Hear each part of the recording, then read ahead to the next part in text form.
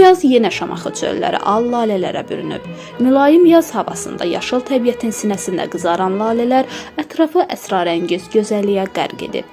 Xüsusilə Şamaxının qədim və tarixlə zəngin Kələxana kəndinin ətrafında açan laləliklər bu bölgəni görənləri heyran qoyur. Lalələrin bürüdüyü bu sahə təkcə təbiət gözəlliyi ilə deyil, həm də tarixi ilə seçilir.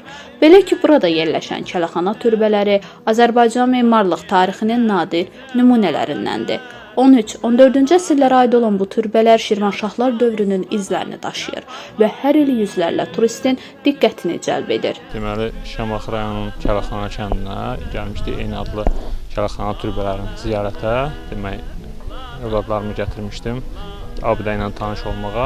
Abidə ilə tanışlıq əsnasında gördük ki, yəni burada təbiətin daha bir möcüzəsinə, gözəlliyi ilə rastlaşdıq.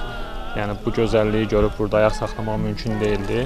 Yəni bu gözəlliyi gördük və yaxınlaşdıq. Həm arxada belə deyək Kələxana türbələri, həm bu lalələri bir-birinə gözəllik qatıb. Yəni biz də burada bu gözəllikdə şəkillər çəkdirdik, kadrlar. Yəni çox möhtəşəmdir. Hər kəsi dəvət edirəm, gəlsinlər. Yəni bu gözəlliklə deyim, gəlib görsünlər, tanış olsunlar. Kələxana kəndinə bəli turistlərin gəlməyi çox asandır. Yol normal şəraitdir. Yəni asfalt yoldur. Kələxana kəndində əsasən yəqin ki, turistlər şənbə bazar günləri daha çox olur. O günə ona görə bu gün rast gəlmək mümkün deyil burada. Amma yəni sıx-sıx gəlinən kənddir. Əsasən də bu kəndin gözəlliklərini görmək üçün aprel-may aylarında hamı hər kəsi dəvət edir, gəlib həm abidə ilə tanış olsunlar, həm də bu gözəllikləri görsünlər.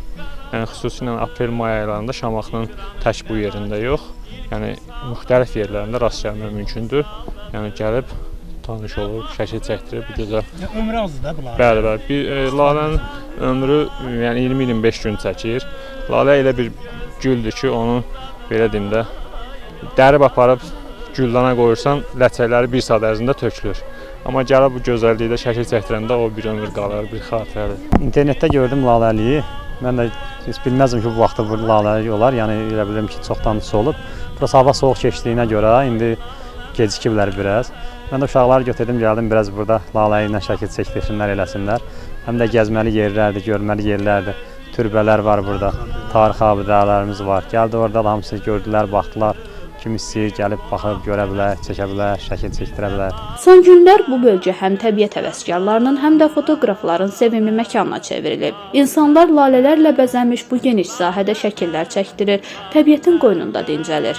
Qədim abidələrin ətrafında tarixlə baş-başa qalırlar.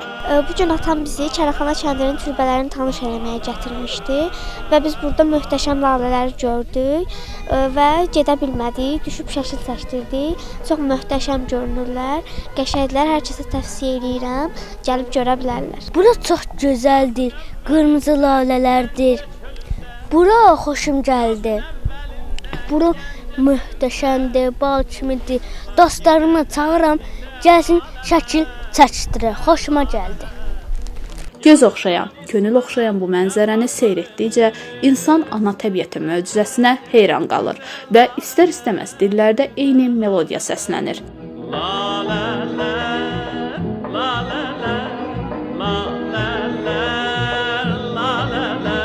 Bu unikal mənzərəni qorumaq və gələcək nəsillər ötürmək üçün həm yerli sakinlər, həm də ziyarətçilər əraziyə diqqətlə yanaşır. Şamaxı bu bahar təbiət və tarix həvəskarlarını tək bir nöqtədə, Kələxana laləliklərində bir araya gətirir. Rafiq Həsənov, Nicat Həsənov, Nilufər Qəhrəmanova, Şamaxı.